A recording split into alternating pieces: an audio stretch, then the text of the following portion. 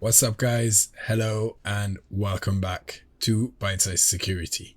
My name is Jimmy, and today I'm going to continue where I left off and do another hacking video.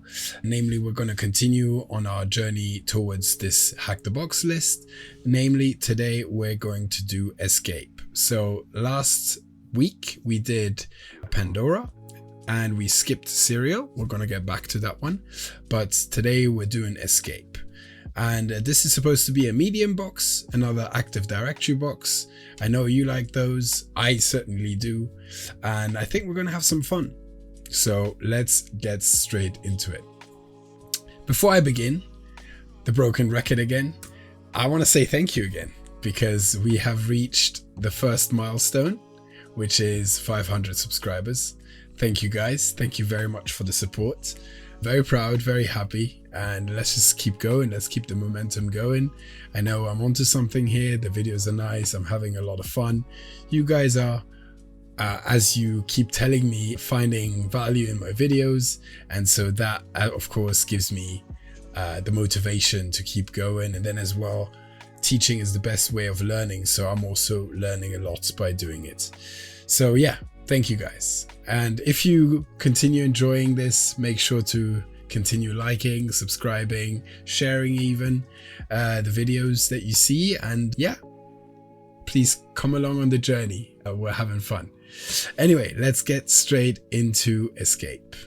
So as usual, I've got the VPN running, as you can see here, and I want to show you something cool today. So I've been working on another alias. As you know, I like to automate these things a bit, like the things that I do in the beginning quite repetitively, and this is pretty cool. So in the beginning, I would always create all the folders and create the notes and everything. Well, now I only do the following. I will only do prep notes, and today we're doing Escape. So I'm going to write Escape, and boom. Now you have the folders here. All is created. Here, all is created. And then in here as well, I will have Escape created with all the folders inside of enum as well. There's external and internal. And this way we can just start enumerating right away. So what I'm going to do, as usual, is recon on the IP. And then I'm going to do scan on the IP as well. And this will take ages. So what I'm going to do is I'm going to pause the video here and come right back when we're done. So now what I've done is I've already ran the ports, and we are ready to go. The IP I will just paste here because I haven't yet, like this. And then we can continue. So we have created a scan. Let me just move that into place. Escape, enum, external, like so. Okay, nothing bad. Okay, and then let's go into escape, enum, external, and clean initial, call it Rust. Scan as usual, you know the drill. I'll see if I can automate this part as well. Initial, like that. And then I will open the root of the folder like this. This I can close. Yes. Open this. Enum, external. Paste that into here. All right, now let's go into, what is this? Okay, it was basically because the command that was creating the escape node was running as sudo, and Obsidian didn't like that. But now it's created, so that's fine. So what did we do? We opened the notes and copied this into Rust scan. And so now what we can do is go into the scans and start doing the tedious part. Let's first take a quick TCP scan. Paste it here. Okay, that's a lot of output. We'll look at that in a minute. Okay, let's now do what we always do. Create a couple notes. The reason why I try to be so efficient with things and automate as much as possible is also I want to create videos that aren't an hour and 90 minutes and an hour and 50 minutes long when they could be just 1 hour long. You know, I'm trying to cut what I can cut without cutting away too much of the useful content for you guys. But anyway, let's continue. Let's 135, sorry, that's MSRPC. And then the next one, that is SMB, so NetBIOS, and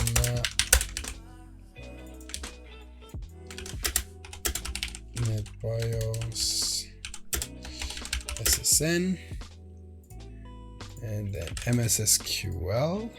Nice, we've got a database. Probably gonna have to do some fun stuff. There's a few cool ways of getting domain access through MSSQL. Let's hope we get to exploit one of these. LDAP.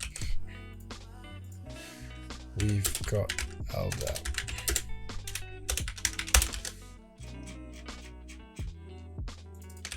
Oh, wait a minute. Okay, and here you can see we have the domain SQL at .hackthebox. So let's write that down. Let's open a host file. Again, this is an alias, and you can see I have something there. Just ignore that because this has to do with the Hack the Box Academy. I've been working a lot on that, and so I still have the host file edited for it, but that is not important now. Do we have anything else? We've got a domain controller. Is this the correct name? Yeah, let's just continue. Then we've got another LDAP. And what is that? SSL scan. Okay. I haven't seen that. So we are dealing with certificates. Interesting. That is indeed very interesting. I'll show you why in a second. Like so. Then another LDAP. I could group these together, but I might do that in the next one. And for this one, I'll just leave it like this. Like that. And then 445, that is Samba.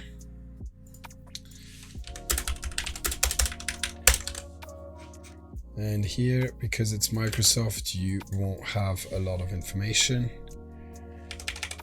A lot of new ports just added. Wow. Okay. Kerberos. 464. Okay, password. Like this. RPC, still loading. Okay, so these are the MSRPC ones. Let's do DNS.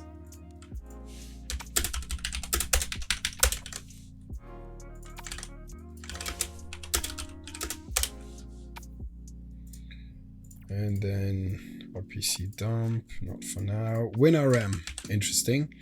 We said in the last one,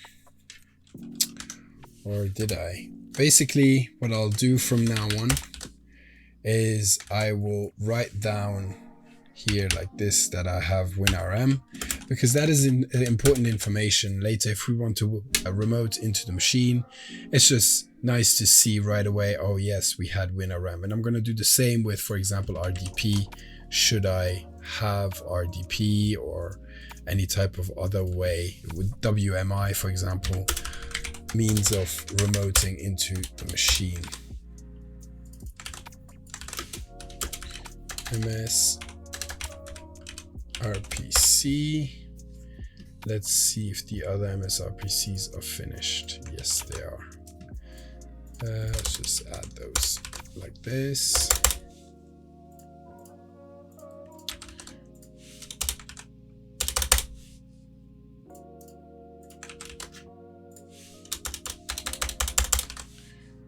bring them together.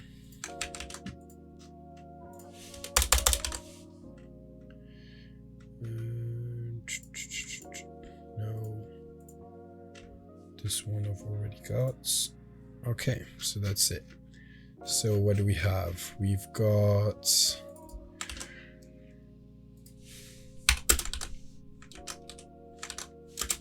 like that. And then what else do we have? Kerberos.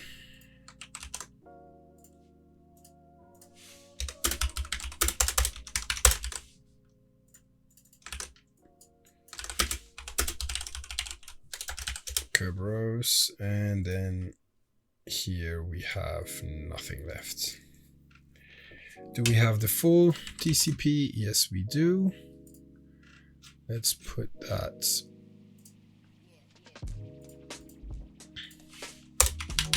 here. But then we also have, this I'll add later, the UDP scan, which is also important. So let's not skip that in our methodology. Like so. Okay, and now let's collapse everything and go through it all. Let's start with DNS, and then we'll go through the LDAP scan, and only after we'll go to SMB, because if you guys have noticed, in the other machines, SMB was usually our way in. I don't want it to go too quickly. I really want to, because whenever I go into SMB and I find the path in, I stick to it. But I also want to enumerate LDAP this time and DNS as well, just to show you how. So let's start with DNS. So for DNS, there's a few things I do. DNS is the protocol that kind of serves as the phone book of the internet, right? It translates a IP address into a human readable URL. So like www.blah.com. That's what the DNS does. And so you can query the DNS protocol. And so for example, I'll just show you. So I wrote the domain into the domain into our host file. So what we can do is do dig and then SQL.hackthebox, and then we can either use dig or we can use NSLOOKUP, but I will use dig, and then we can do any to show all of the different records of the DNS protocol. There's a word I'm looking for, but I can't really think of it right now. If I look it up, I'll hate myself for forgetting about it, but that's okay. There you go. And there you have all the records. So A gives you an IP address. NS gives you the name server. So here we've got the domain controller. Let me put that into my host file as well. And then we've got hostmaster. Let's also put that. Oh, it's still open. Like this. And then quadruple A gives you an IPv6 address. And then other than that, there's not really anything left.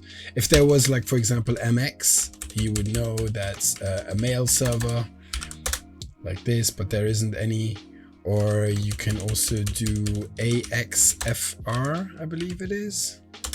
That's for zone transfer. Let's also keep that. So here inside of DNS, let's go dig. And then take a screenshot of that.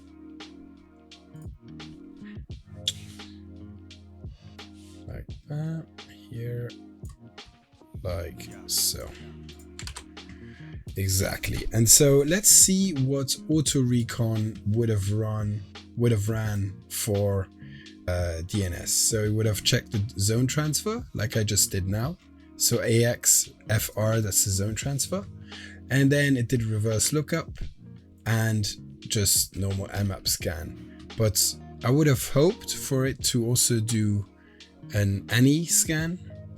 Oh, this is the wrong screenshot. Let me do that again. So let me do dig ANI and dig like this.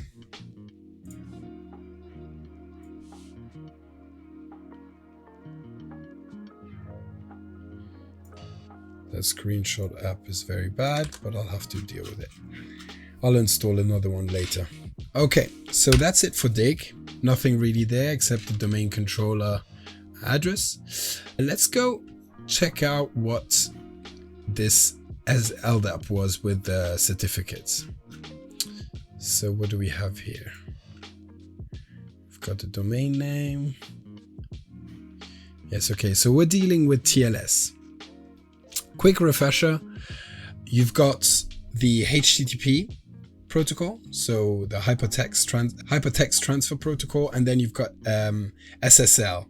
And basically, SSL was the security, the more secure way of communicating on the internet, and then you had TLS, which was, I don't remember the acronyms.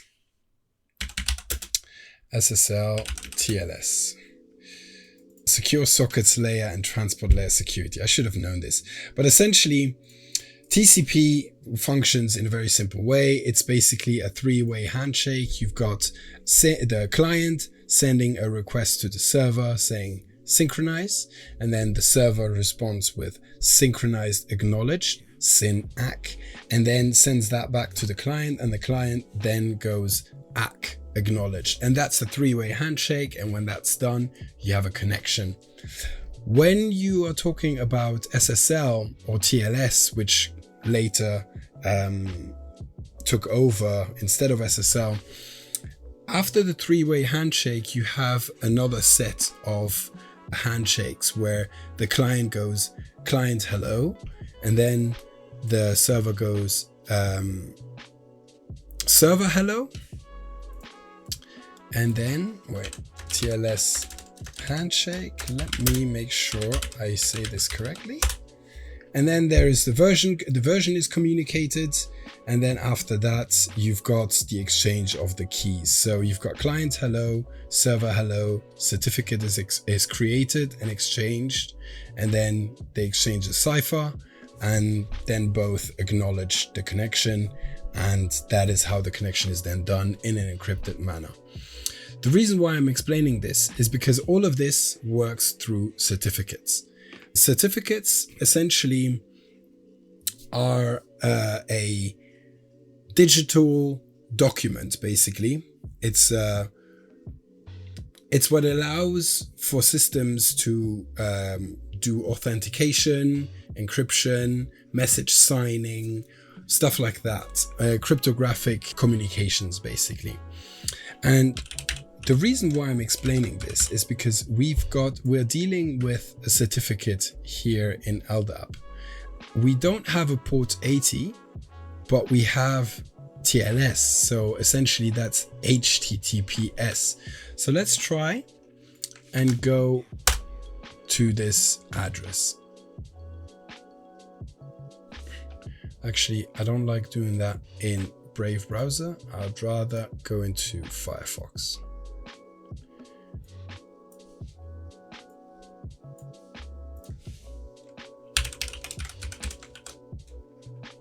Like so. Let's turn off burp. Oh, I know why. The port is missing. 3269.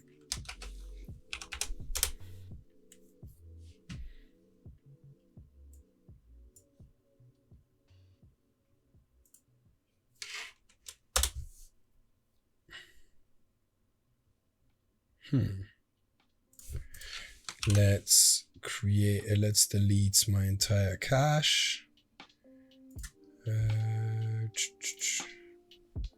Let's clear everything like that and open it again. HTTPS 3269. Was that correct? Yes. Okay, there you go. So I could now go onto the website, click advanced, but what I'm going to do is I'm going to look at the certificate. Let's go back before I forget too many things and take some notes. So inside of DNS, we took some notes. Inside of LDAP, let's check out the certificate. And by the way, AutoRecon did all of this, but I just want to look at the certificate here. And here again, it gives me the DNS name for the domain controller. We've got a common name. So this is the certificate authority. This is the most important authority that creates and handles all of the certificates within a domain. And if we're dealing with certificates, maybe we'll have to deal with the certificate authority later. We're definitely gonna write this down. Let's go like this and copy this here. Certificates. If you want to learn more about certificates, I would recommend on the Academy there is an entire module that deals with Active Directory certificate services, and it's difficult, it's hard, but the more advanced you get, eventually you're gonna have to do the advanced stuff, and it's very interesting, and the research in it is quite interesting as well. I'll link some presentations down below that you can look up. There's an amazing talk on YouTube by Spectre Ops, which is a security company. I forget the names of the two researchers that did an entire presentation about certifications, but certificates, but it's amazing. So all of that will be in the description. But anyway, here you can take a look at the certificate. And what do we have here? Nothing too interesting right away. Anyway, let's move on. I'll just take a screenshot of this.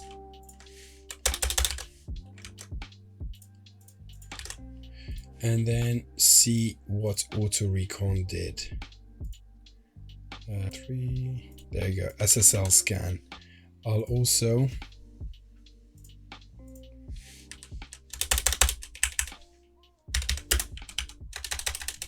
let's not do that here. Scan like this. And here again, we have both certificates. So AutoRecon is actually quite good at this. I'll remember that. Anyway, what else did we say we were going to look into? We've got WinRAM, we already did. Okay, let's go look at SMB. NetBIOS SMB. Okay, so here, as usual, we'll do enum for Linux NG. We'll do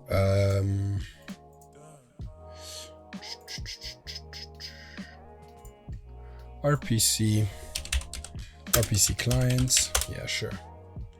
Okay, let's do that. Okay, so we'll start with enumerating shares. So we'll do SMB clients -n for null session -lists 4x / take the IP and paste it there like this. And we can enumerate the shares.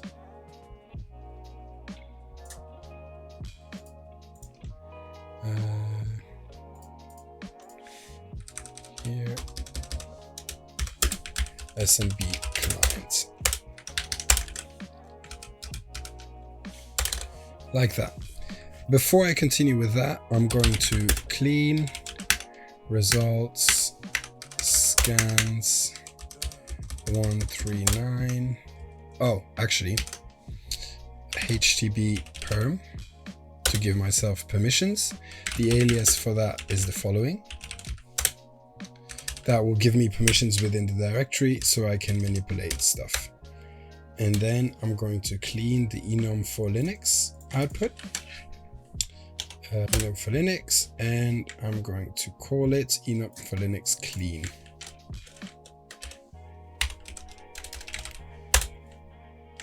Oh. like so, and then I'm going to delete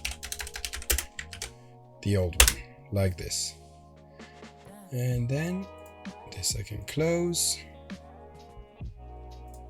There you go. And then I'll take this and paste it here, and it doesn't look like we have much. We have a bit of OS information.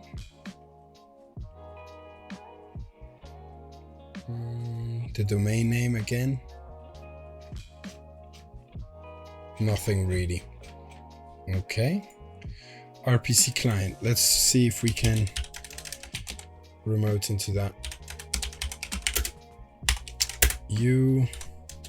Let's go anon, and then our IP like this. No password, access denied. I have not seen this error.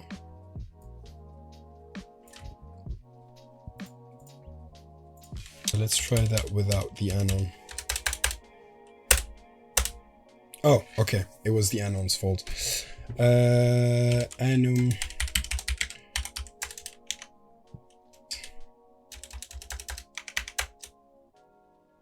Enum DOM users.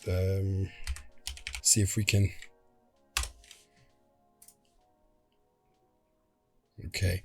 RPC client is not really the best tool. I mean, it is nice, but for our use case now, given that we can do anonymous logon, I prefer to use netexec. Netexec. But first, let's continue with SMB clients. So SMB clients -n, and then we won't list anymore. We'll put our IP.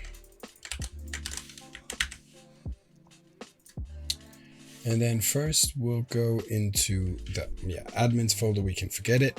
C, we can forget it. Let's just be thorough. Access denied. Access denied. IPC. Okay. Denied. Net logon. Okay, also nothing. Public. Okay, we've got a document here. Let's immediately get that. Yes. Okay, we've downloaded that. And then let's go on to Sysvol. And nothing. Perfect. This is why I want it to be thorough, so I can have this nice screenshot of everything. And let's put that here. Of course. Let's struggle with this screenshot one more time.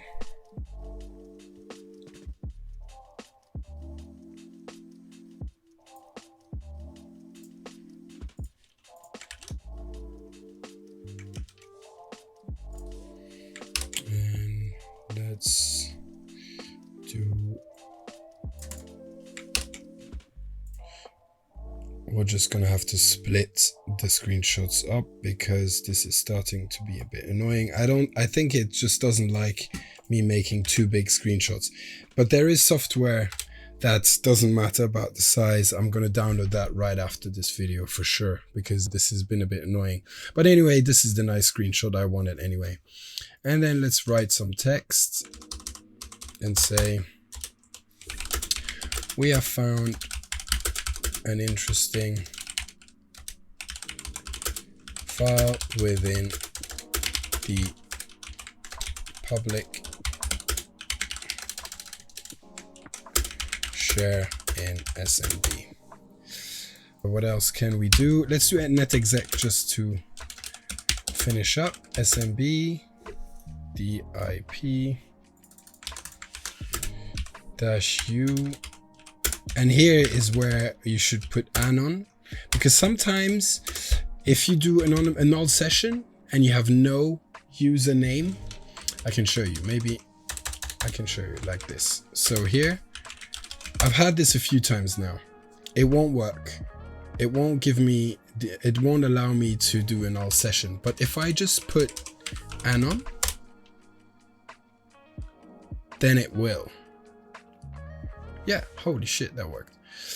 It doesn't always, it isn't always like that, but I've noticed a few times now, especially in the medium boxes, because I don't show all the boxes that I do. I also practice on my own, that this happens. And so I just got used to when I do null session, I will just do it like this. I don't like this screenshot.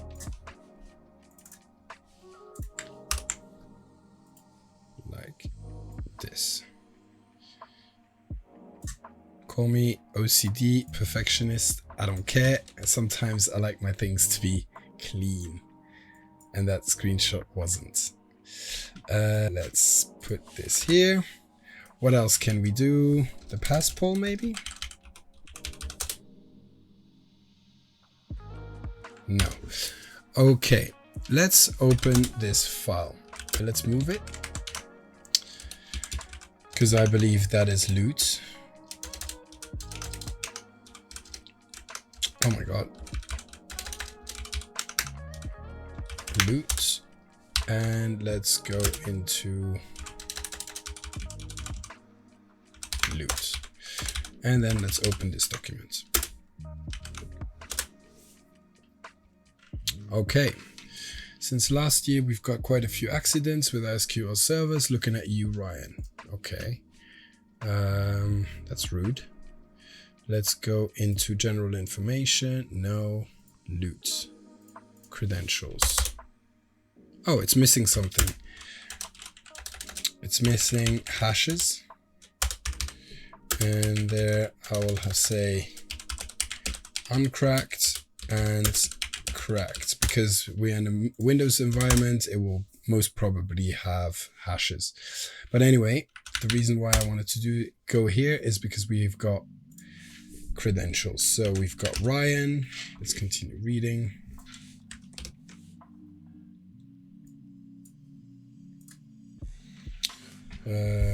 So Tom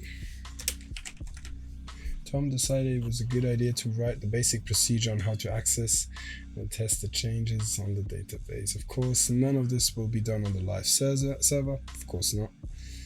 We clone the DC mockup into a dedicated server. Tom will remove the instance from the DC as soon as he comes back from his vacation. So he's on vacation. The second reason behind this document is to work like a guide when no senior can be available for all juniors. I'm a junior. We've got another user here. Let's just write him down. And it's hyperlinked. So what's this? Oh, it's an email address. Brandon Brown. Interesting. Accessing from its domain joint. We're not domain joined. Accessing from known domain joint. Here. But this is Windows. Bonus. For new hired and those that are still waiting their users to be created and perms assigned, can sneak a peek at the database with user, public user, and password guest users can write. Well, isn't that perfect? Let's take this.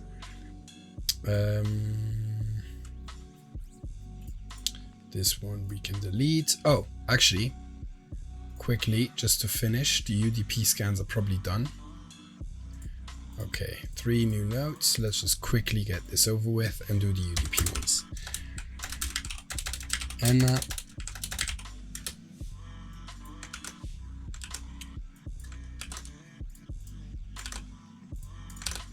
Like this, and then network time protocol.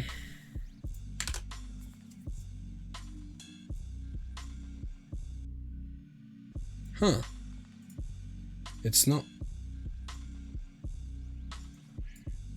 time. But let's go our date. How does this work again? I've got this in my notes. rdate-n sudo rdate-n. Does this work? So given that we have, okay, I will explain. We have an Active Directory and we have Kerberos. And whenever you have Kerberos, you need to pay attention to the time. Yes, look at this. The time between my box, the difference between my box and the time here is very different. And so what we want to do is just update this and match them, because Kerberos needs this. Good thing I noticed that. Okay, that should be done. Okay, let's see. Anyway, let's go back to the scans. So we've got the network time protocol, NTP. Then we've got DNS again on UDP.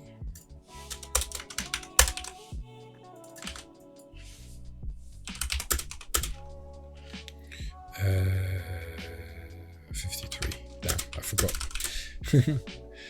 And NTP I didn't name correctly. Like this. And then we've got Kerberos.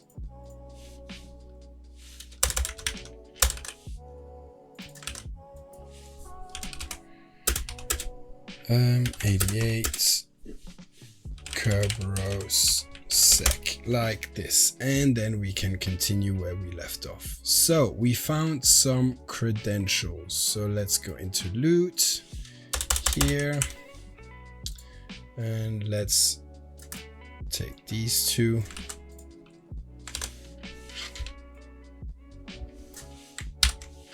But these are MSSQL. Yes, they're MSSQL creds. So let's just write it down like this, and then also copy here.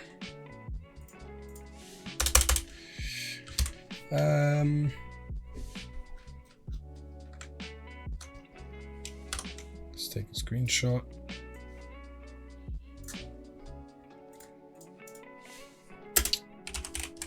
Enumeration. Inside of the public share within SMB, we found this interesting SQL server procedure.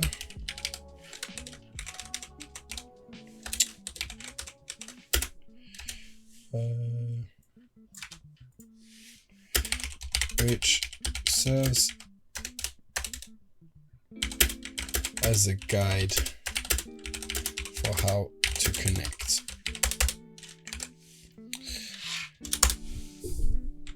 We also found some credentials.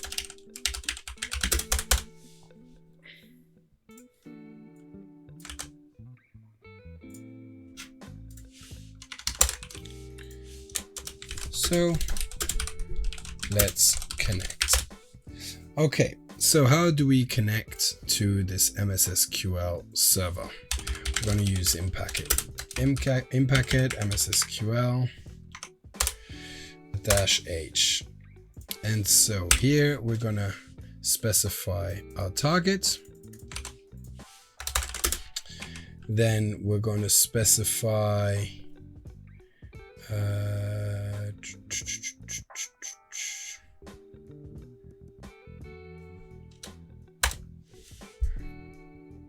okay, so at, and then, okay, so it's SQL, hack the box, username is public user, and then like this. Yes, okay, that worked. Okay, so like this. and we are able to connect.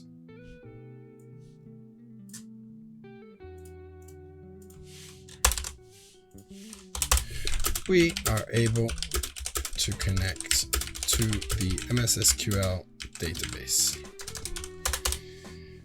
Okay, now when it comes to MS SQL, I don't really like the syntax and I'm not very good at it, so I will look at my notes. Common services, SQL databases, cheat sheet. There you go. So what do we do first? First, we look at the version. Version like so. Take a screenshot of that. And then we say, let's enumerate. Screenshot. Then what else? The users. We can say select. Who are we? So select user, name. We are guests.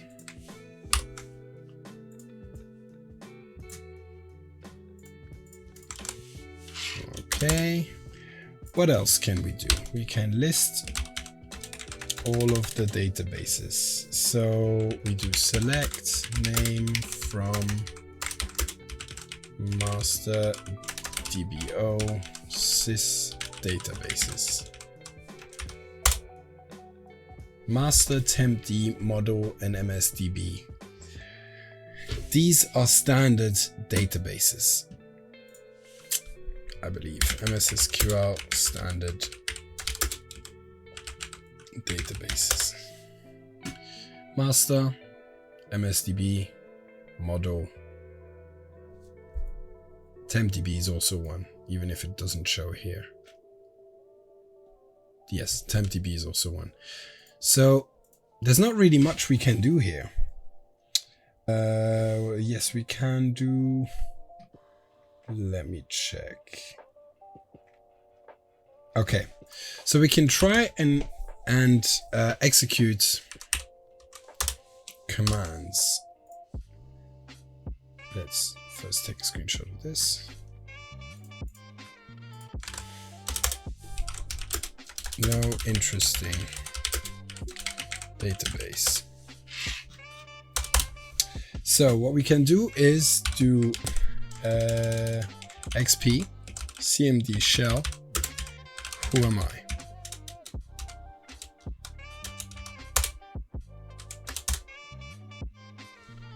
Is that not correct?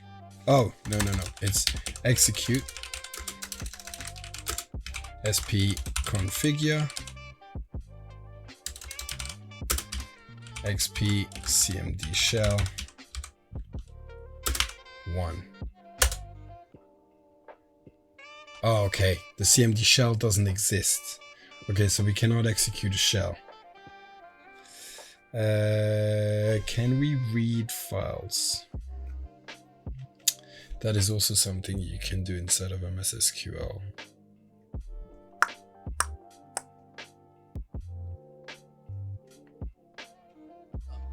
Yeah, here. So select all from open row set bulk n. That doesn't look correct. Let me just.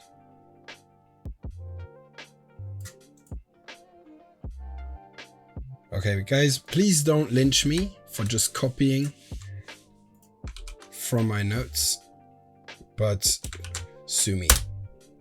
You don't have the permissions to do bulk load statements. Okay, this is good enough. Let's try something cool.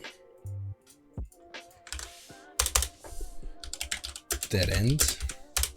I believe I know what's going to be the way in, and it's going to be quite cool. Watch this. So the way MS SQL communicates with SMB is pretty nice. So there's two things we can try. So let me first launch an SMB server. Again, this is not the command. The alias is this. So sudo in-packet SMB server, and then SMB2 supports. Why? Because SMB2 is supported. Then share is the name of the share that will be created inside of the current working directory. The reason why it's showing this directory is because we are currently in that, but inside of the config it says $pwd, which then adapts to wherever I am. So if I go back and then do SMB server,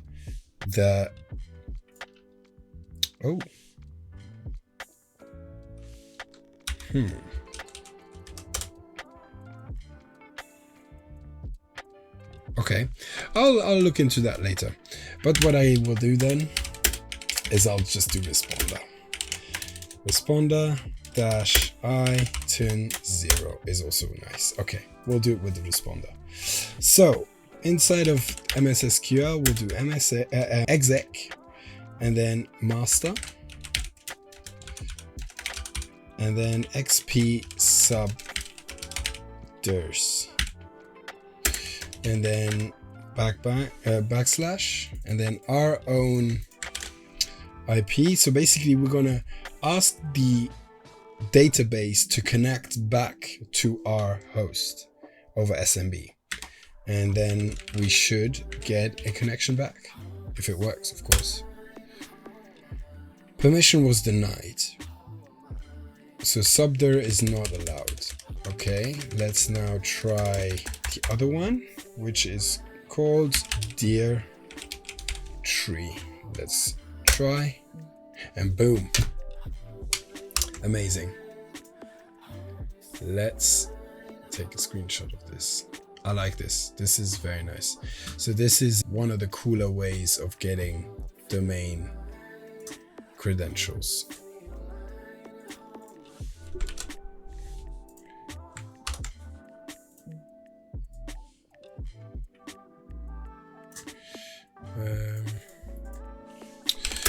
We try to connect back to our own host over SMB from the MSSQL DB. Start a listener.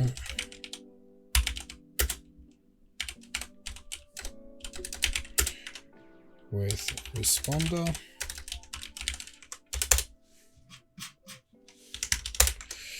Sudo responder -i for interface turn 0, which is our current interface, and then we get a hash.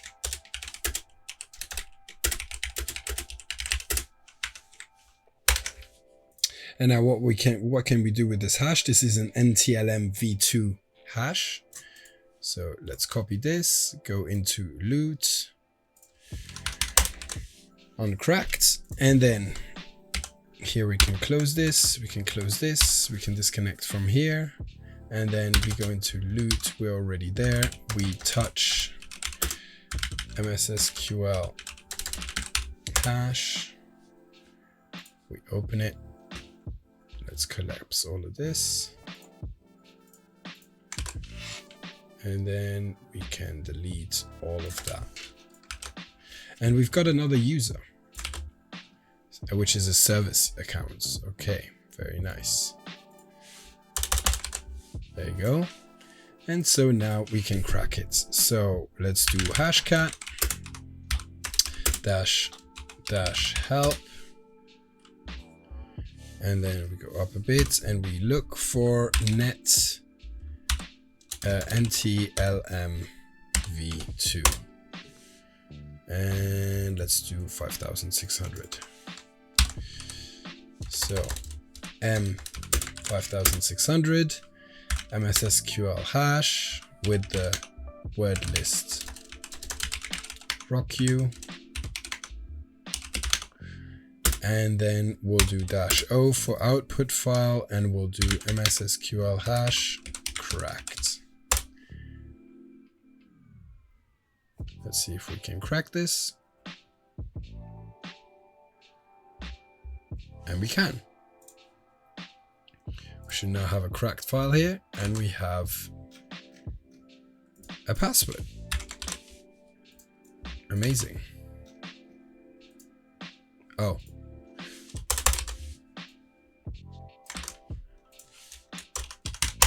Like this. And like this. Perfect. Let's delete that. Perfect. Okay. So now we've got credentials. Let's go into MS SQL. And we cracked it and got of new credentials. Like this. Let's go back into loot. I know it's a lot of back and forth, but I just really love being thorough with all of it, because later if I'm studying, I can just go back into the box and know exactly what I did. And yeah, it's just worth it. It's a lot of work, but it is worth it. Okay, so let's do netexec SMB with our IP.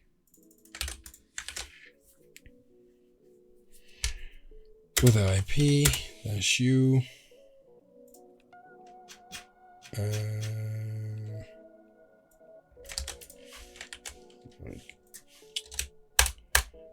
Like this -p,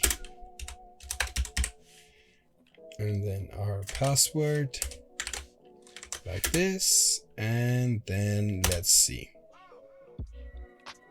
Those are valid credentials. And what do we have to remote? We have WinRM. So let's see if we can remote into this machine. We can. We've got the pawns. So very nice. We have officially got internal access into the domain. So let's do internal, and then enumeration. We have found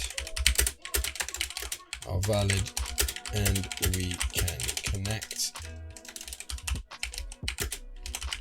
into the network via WinRM, which is the Windows Remote Management Protocol. Like so. Okay, so let's do that. We can do eval WinRM -i, take the IP, and then -u and the password.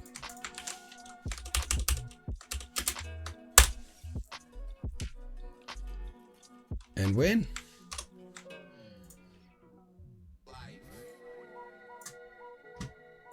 Okay, so now we are a service account. So let's see if this is what we want. Let's go into desktop. We don't have a user.txt. Okay, so this is a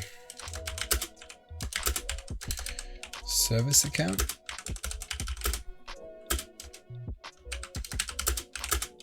Do not have a user.txt file. Okay, so we don't have a user.txt file. So what we could now do is upload WinPs. We could, wait, let's do who am I? Priv. Okay, we don't have a lot of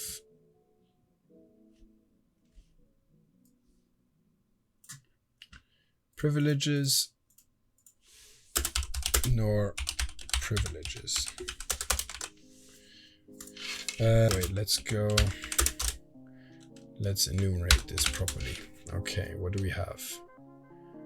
We've got public. Oh, okay. So this is the share that we were able to see before. Okay. Let's go back. What else do we have? SQL Server. Let's go into the SQL Server. Interesting.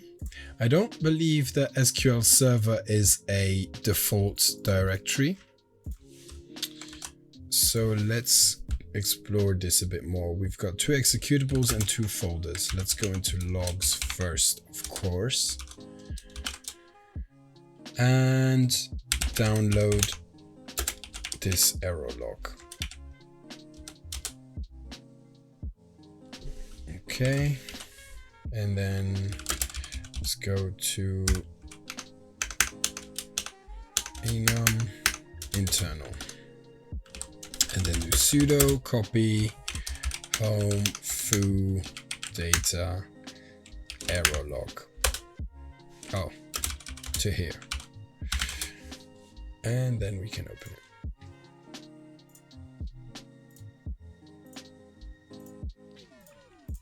Error log. Okay, got a big error log. Let's read that.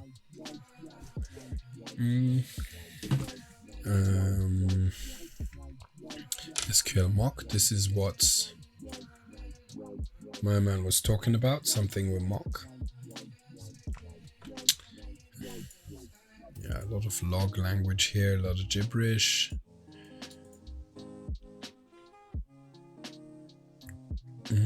Initial allocation. Okay, this is the SQL Server starting, I believe. Yes, SQL Server started in single user mode. Server name DC SQL mock. So this is definitely what my man was saying. Then we've got the different databases running.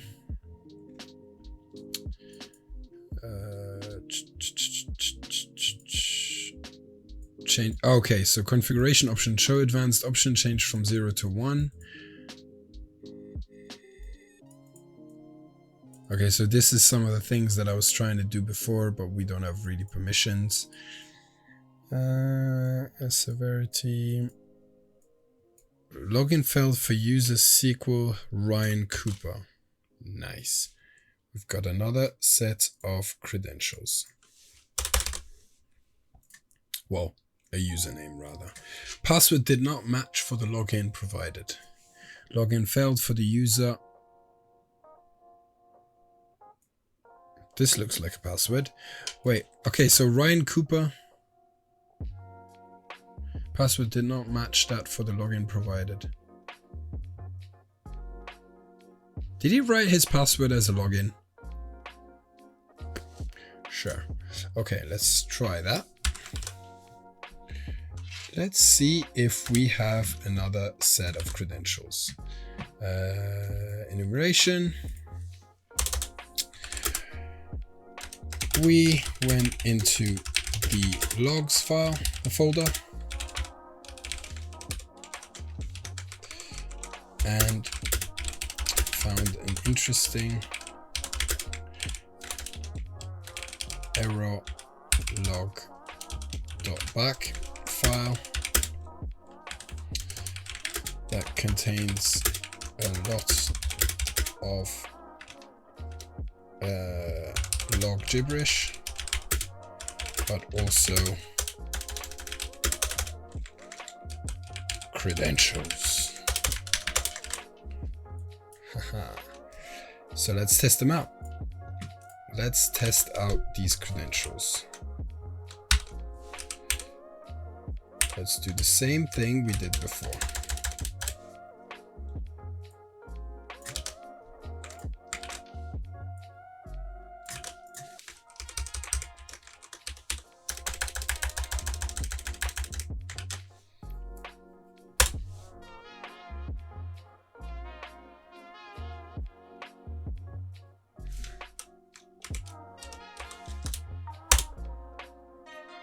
Okay, I was scared there for a second.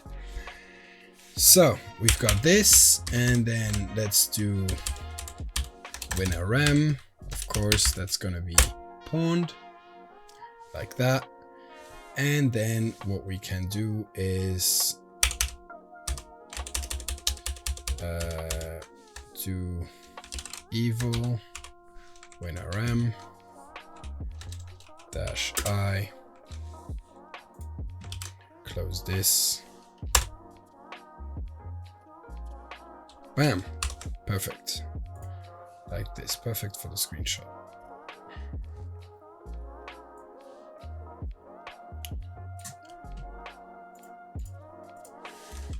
And we've got privilege escalation. This should be privilege escalation, actually.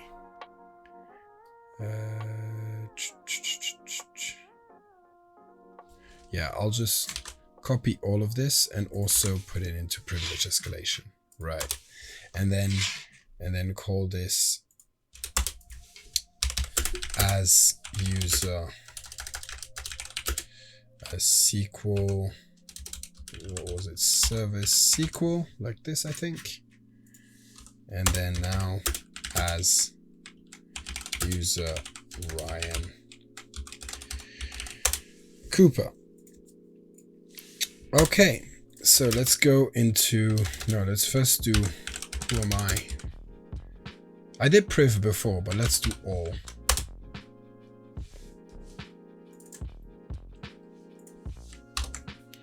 Will this screenshot work?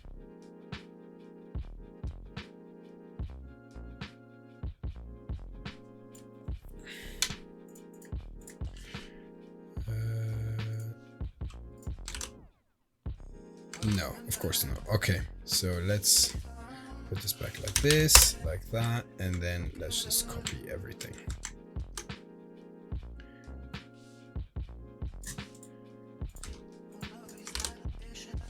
Okay, so we are part of what groups? Remote management, yes, of course, otherwise we wouldn't have been able to log in. Certificate service DCOM access. Another thing with certificates. Okay, let's go and Google what this group can do. No.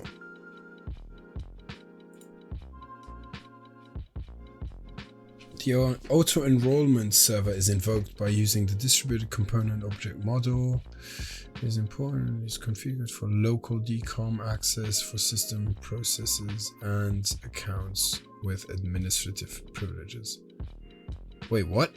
It is important to ensure that Microsoft Windows is configured for local DCOM access for system processes and accounts with administrative privileges. But I don't have administrative privileges. Ooh. Okay, I know what this is. So, judging by the groups I'm in, and by the enumeration I did before with LDAP and certificates, the box is probably trying to test me on my knowledge of certificates exploitation, basically. This is very important. When you're doing Hack the Box, you need to get a feeling for what you're being tested on. It's like an exam in school. Like, there's certain things that you've done during the year and the teacher is testing you on those things. And look, analyze the box we've been doing. We've been doing this box and it's had SSL on the LDAP. I am now seeing that I'm inside a group that is again SSL or no certificate. So first of all, it's the first box that we've done with certificates and it comes back twice. So most probably the box is trying to test me on something to do with the certificates. And maybe I'm biased because I've been doing the academy on certificates specifically, but let's try. I mean, it couldn't hurt because also Active Directory's certificate services are very often misconfigured. The research has only come out a year or two ago, and so there's still a lot of things to research, and I'm actually starting to like Active Directory more and more. You know, I used to hate Windows, but I'm starting to get rather fond of it. Okay, so we are part of the, what's the group called? Certificate Service DCOM Access Group. And on the website, docs digicert, it says that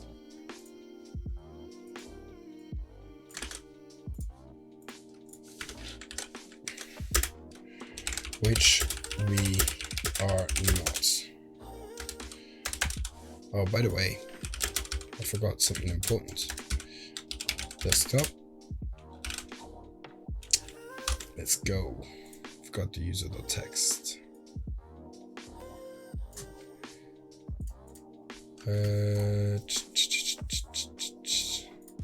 Loot user.text like this. Okay, where was I? Privesk, which we are not. So most probably we have some sort of certificate misconfiguration. And let's try and enumerate this. So part of the research, okay, let me find this research for you guys. ADCS, let's just type that.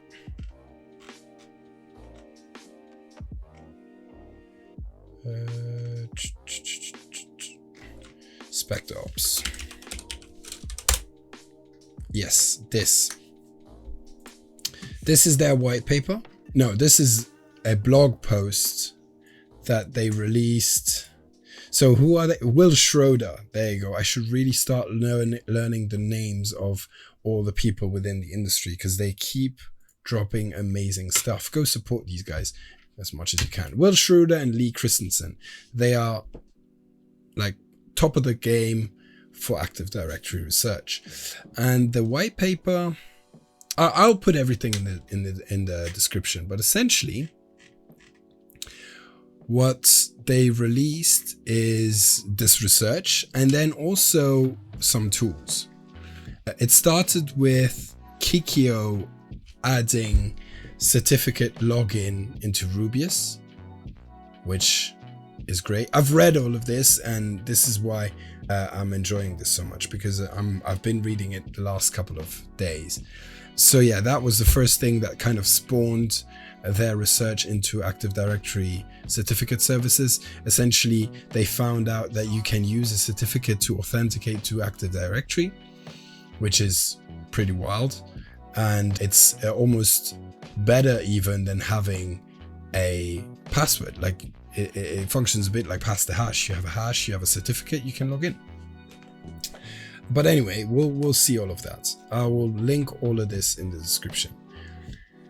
But yeah, the tool they released is Certify. So let's go into, let's open a new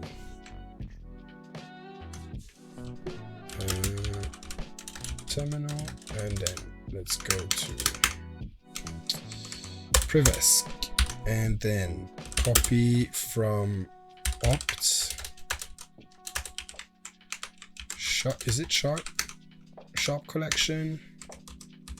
Any certify. Damn. Like this. Okay. So this I now have to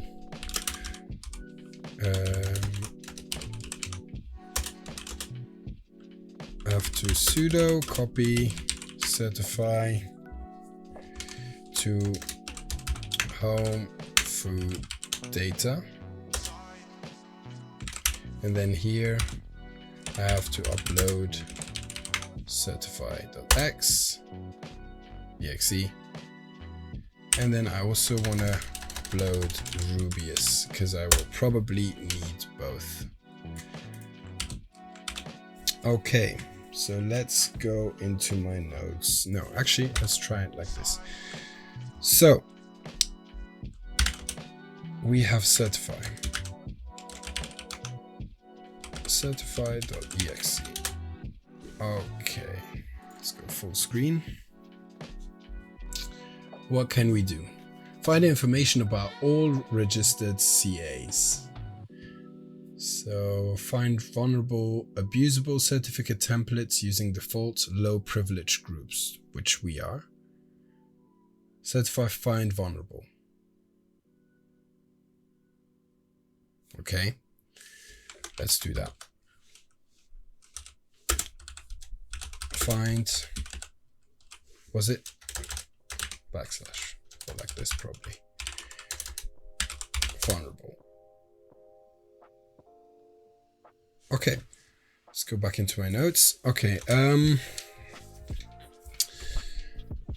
within their research, they released certain tools, blah, blah, blah. Let's use certify.exe to enumerate the ADCS Active Directory certificate services and their certificate templates, because basically the templates is where the settings, the context of security of a certificate is stored. So whenever you have a vulnerable certificate or a misconfiguration, it is found within the certificate template, as you can see here. So the template name, user authentication. We've got the certificate authority name, which is DC SQL HTTP SQL DCCA, and this is the name of the vulnerable template. We've got we've got quite a few. We've got a lot of vulnerable. Wait, okay, so listing info about enterprise CA. Okay, so let's see. Available certificate templates. Template name, user.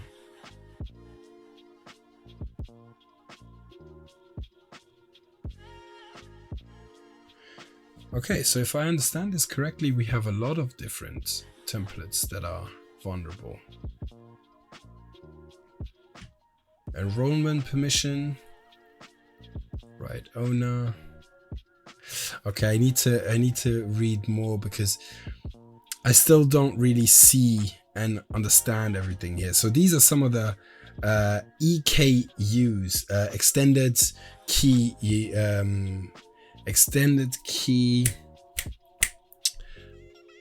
uses, and those are the settings that cause misconfigurations, right? And so here, for example, you've got, these are like certain flags that are enabled or disabled. So for each certificate to be exploitable, certain conditions obviously have to be met, and this tool certify.exe basically checks this. So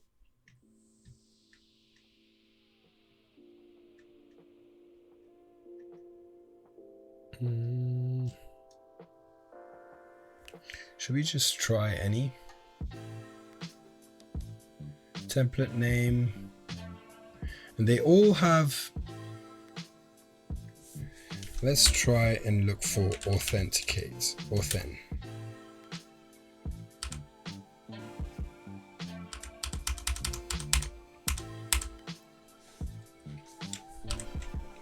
client authentication.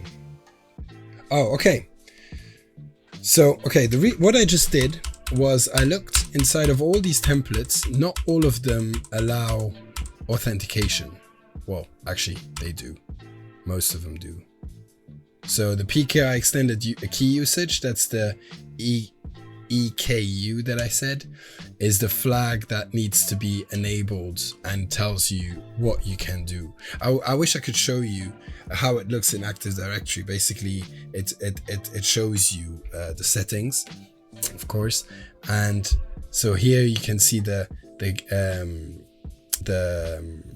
EKUs, and I am looking for client authentication, EKU.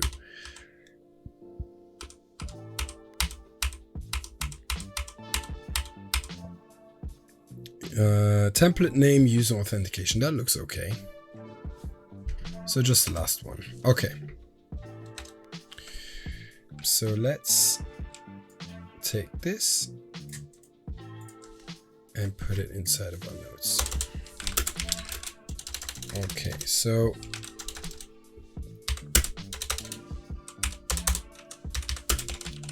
certify.exe.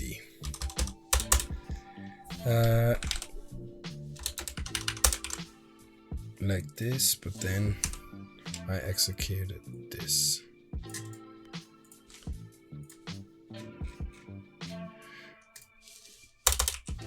We ran to list all vulnerable ADCS templates. No, certificate. And found the following interesting one. The reason why it's interesting is basically because it's called user authentication. It allows me to authenticate, and as domain administrator, which is obviously what we want. So now let's see how we can exploit this. So let's do certify.exe again. Actually, do I have it in my notes how to continue here? I do. What I can also do is certify find vulnerable and then current user. And that will give me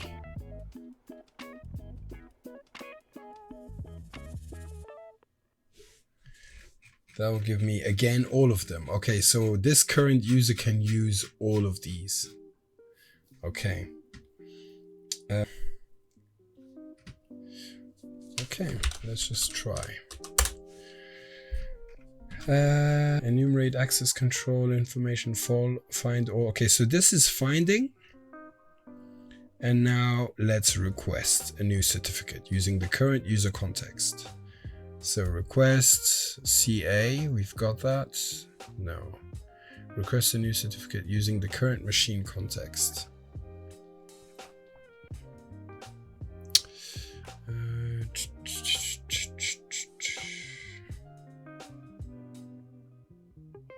Request a new certificate using the current user context, but for an alternate name if supported. Oh yeah, the alternate name is essentially who the certificate is written out for. And is this correct? Let's look at my notes a tiny bit.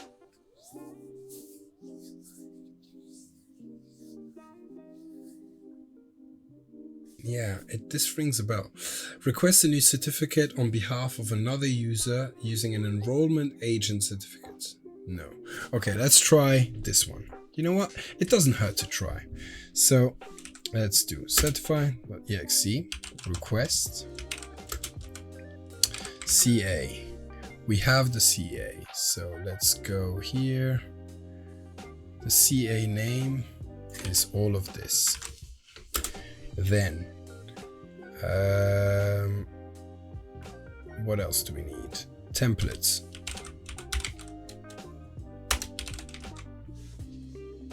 Template, we've also got user authentication. Then what else? Alt name.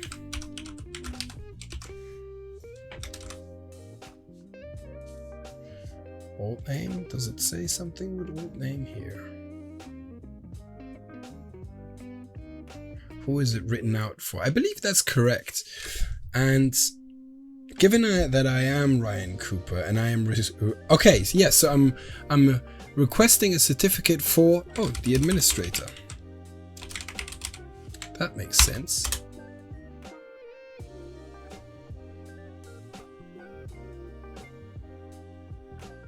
Is this correct? Is this correct? The certificate had been... Oh, yes. And then convert with this. Okay, wow. Jimmy, you are making progress. This is amazing. So, let's take all of that and paste it here. We have requested another certificate as administrator.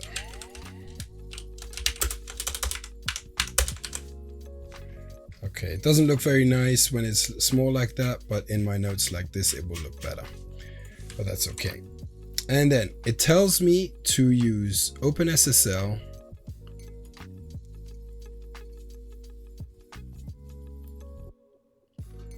Okay, it tells me to save all of this inside cert.pem. Okay, I'll do that.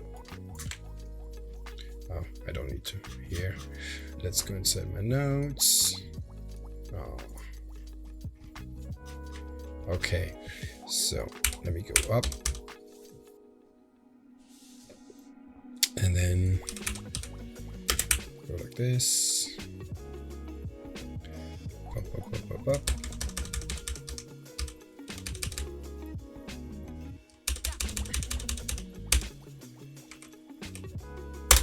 Like this, and then go down, and then we go into back, Privesc, and then we call this touch cert.pem as it tells me to. Yeah, it says cert.pem here, so I should call it cert.pem. And then I do vim cert.pem, and then I pay. Oh no, what have I done? No, I don't need to do that.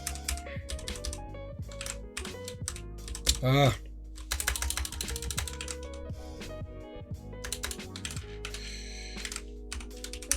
Like this. Let's copy all of that.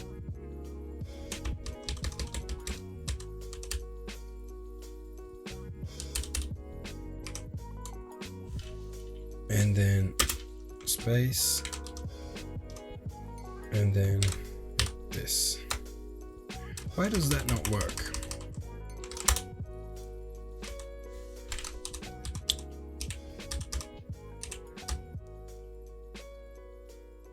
Oh, I have to press enter.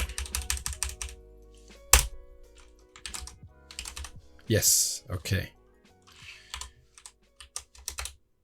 Like this, and then go all the way up.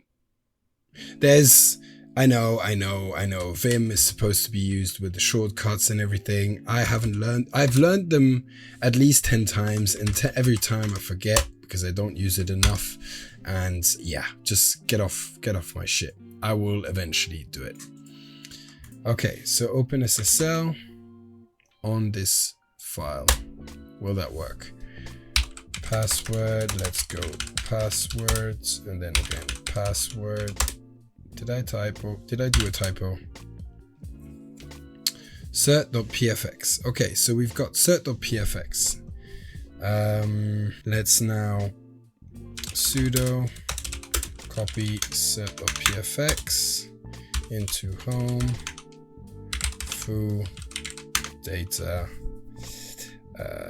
Yeah, just copy it there, and then go up and upload cert.pfx.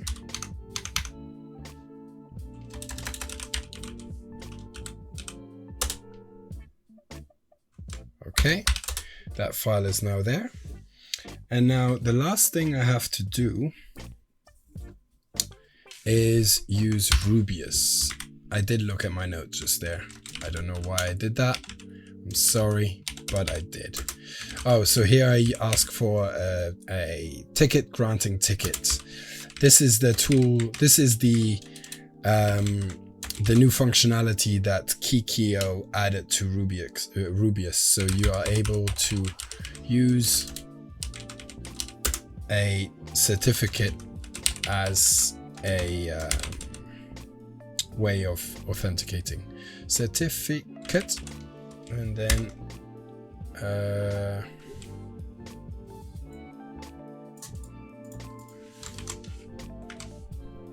certs.pfx, and this should now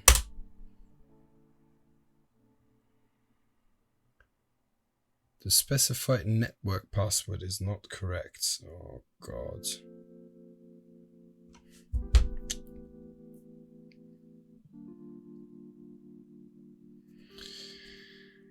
Rubius.exe.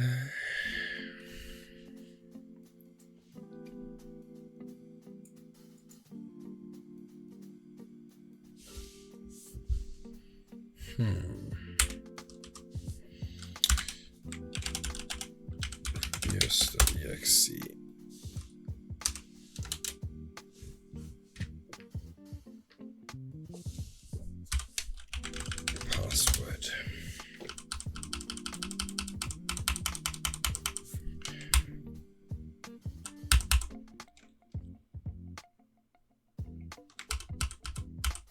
Password roast, cred, password, no.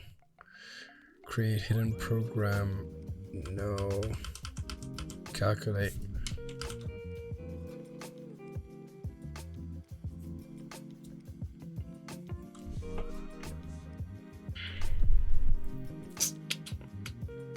Okay, should I not create a password?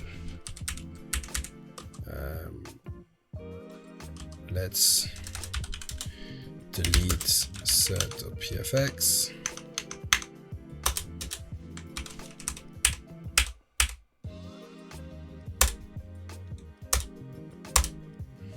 And then sudo remove home foo data set, and then do copy like that, and then here delete set.pfx. Did that work? Yes, and then do upload again, and now try the Rubius again.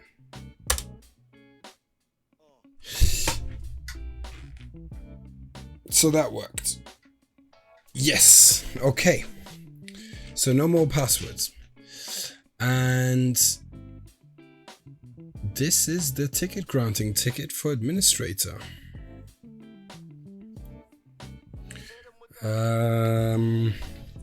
How do I use that again?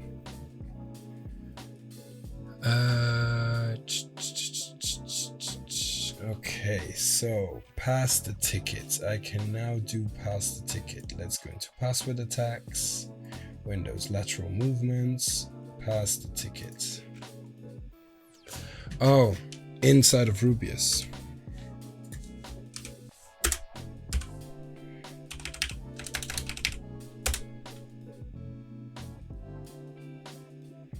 Can I now? Did this work? Ticket successfully imported. So I should be able to now go into C / users and then administrator.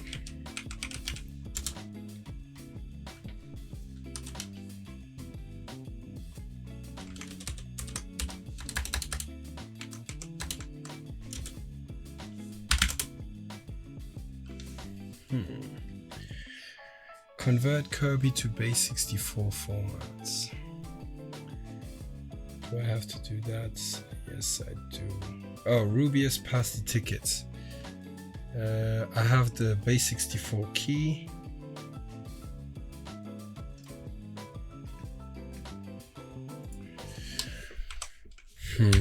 What I can also try, instead of pass the ticket, is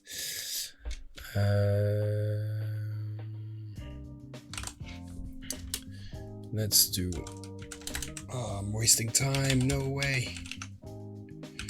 Rubius.exe.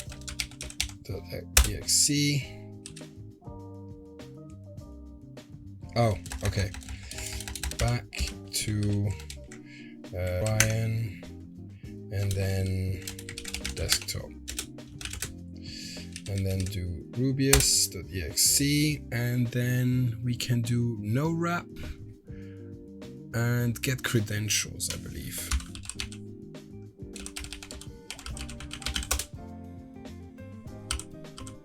Yes, here, no wrap. Okay, get credentials. Let's try that. Get credentials, And what is no wrap again? I remember using it a lot, so... Oh. I've got the hash, okay. Yeah, I did it. This is it. Okay, so let's take some notes before we do pass the hash, because we've basically finished. So what did we do? We created the cert.pfx. We used it here. Let me take this. And then what else did we do? We then, in the end, used that ticket to get credentials. Like that. I will flush these nodes out in a bit, but basically now I'll do pass the hash. We have successfully exploited the certificate.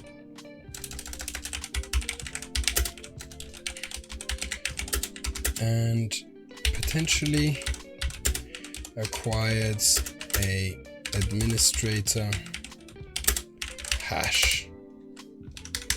Here it is. We can go into loot and say administrator and then paste the hash there. And then we can confirm that by saying netexec smb our IP and then -u administrator -H and our hash. Pawned, yes. binrm, yes. We did it. I'm quite happy at this. This was nice. I looked at my notes a tiny bit, but not too much. Oh, there's one open here. So I need to close this one. And then